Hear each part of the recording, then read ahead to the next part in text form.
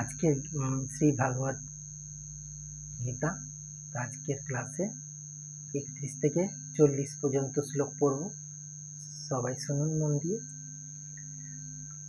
স্বধর্মমপি চাবেক্ষ্য ন বিকম্পিতু হর্ষি ধর্ময়াদ্ধি যুদ্ধয়স্য হানাং তো ক্ষত্রিয়স্য ন বিদ্যতে। 31 নম্বর। অপি এমনকি স্বধর্মং ক্ষত্রিয় ধর্ম অপেক্ষচ পর্যালোচনা করিয়াও বিকম্পিতুম ভয় করিতে ন অহর্ষি পারো না। হি যেহেতু ক্ষত্রিয়স্য ক্ষত্রিয়ের পক্ষে ধর্মাস্য যুদ্ধাত ন্যায়সঙ্গত যুদ্ধ অপেক্ষা অন্যত্র শ্রেয় অপর শ্রেয়স্কর কর্ম ন বিদ্যতে নাই। 31 নম্বর শ্লোক। আর স্বধর্মের প্রতি লক্ষ্য করিলে তোমার বিকম্পিত হইবার কিছুই নাই, কেননা ক্ষত্রিয়ের ধর্মযুদ্ধ অপেক্ষা শ্রেয়স্কর ধর্ম আর নাই। 31 নম্বর শ্লোক ছিল। মন্তব্য: স্বধর্ম জীবের মুক্ত ও বদ্ধ দশা ভেদে দ্বিবিধ। মুক্ত অবস্থায় স্বধর্ম উপাধি রহিত, বদ্ধ অবস্থায় স্বধর্ম উপাধিযুক্ত। মুক্ত জীব সর্বতভাবে ভগবান সেবন চেষ্টারূপ ধর্ম নিরত এবং তাহাই শুদ্ধ স্বধর্ম। আর বদ্ধ জীব যখন কর্মফলে 84 লক্ষ জনি ভ্রমণ করিতে করিতে পূর্ণ বলে মানুষের দেহ প্রাপ্ত হয়, তখন মুক্ত অবস্থার শুদ্ধ স্বধর্ম সাধনাকুলে দৈব বর্ণাশ্রম ধর্মে থাকিয়া যে নিজ নিজ স্বভাব ও চেষ্টা প্রকাশ করে তাকে স্থূলভাবে স্বধর্ম বলা হইয়া থাকে। অর্থাৎ ধর্মবৃত বন্যীকে যে প্রকার বন্যী বলা হয়, তদ্রিত নিরুপাধিক আত্মার স্বধর্ম যে স্বল্প উপাধিযুক্ত অবস্থায় অনুভূত হইতে পারে তাহাকেই বর্ণাশ্রম বিচারে স্বধর্ম সংজ্ঞায় সঙ্গীত করা হয়। 31 নম্বর। 32 নম্বর শ্লোক। যদৃচ্ছয়া চোপপন্নং স্বর্গদারমম পাবৃতম সুখীন ক্ষত্রিয়ায় পার্থ লোভস্থে যুদ্ধমিদস্রম। যদুচ্ছয়া চোপপন্নং স্বর্গদারমপাবিত্রম সুখীন ক্ষত্রিয়ায় পার্থ লোভন্তে যুদ্ধমিদৃশম।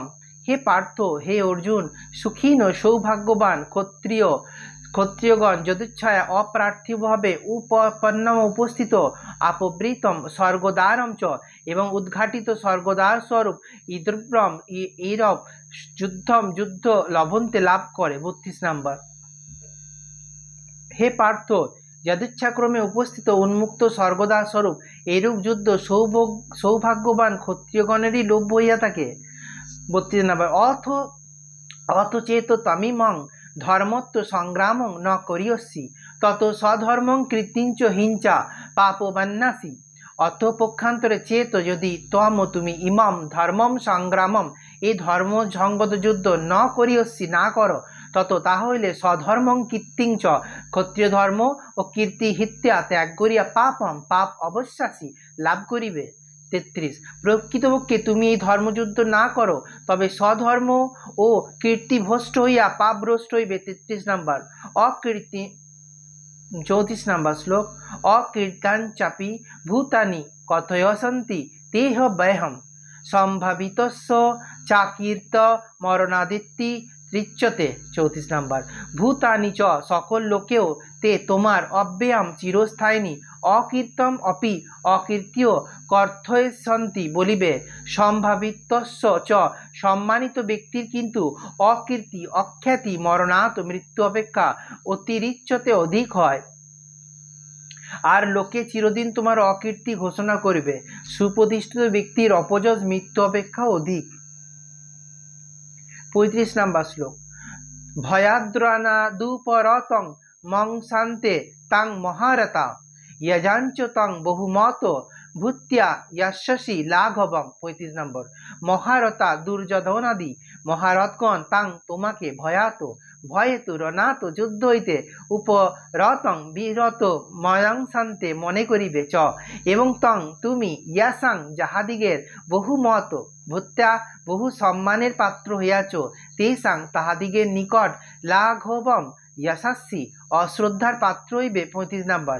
যাহারা তোমাকে বহু মানন করিয়া থাকেন সেই মহারথগণ তুমি ভয়ে যুদ্ধ করিতেছ না এই মনে করিয়া তোমাকে অত্যন্ত লঘু জ্ঞান করিবেন। 35 নম্বর।